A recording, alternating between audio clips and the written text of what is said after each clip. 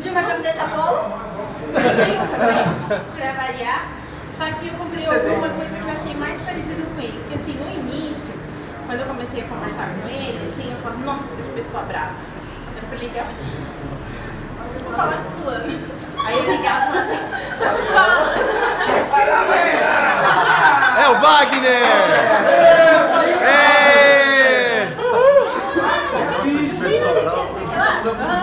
Tá bom, tchau. O que você comprou pra ele? Uma sainha. Você sabe que Puxeira não, né? Puxeira você não não sei o o chefe me falou e eu já pude comprovar que essa pessoa é do tamanho do coração dele. É uma menina. Óbvio, desculpa, mas hoje meu amigo é o Wagner.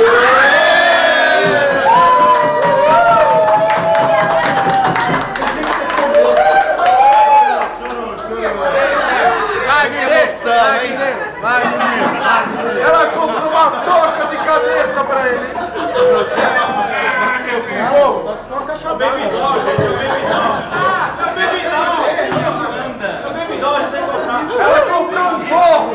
Uma pantufa. Ela conseguiu achar isso, não. Se ela achou isso daí, Cristiano, ela comprou um gorro pra ele. se ela conseguiu achar um gorro pra ele, mano, essa menina é fantástica.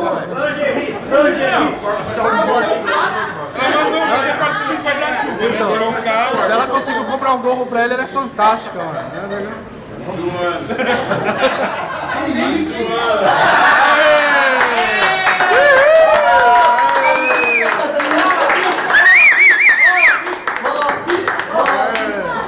Isso vai dar um bolo.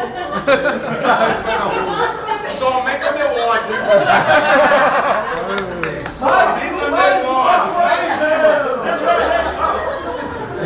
Segunda-feira chega, segunda-feira chega. Lembrando que amanhã vai ter um bolo dos motoboys. Vai lá, Bob! Tira uma foto aí, Bob! Vai. Ó, cuidado com o monitor, hein?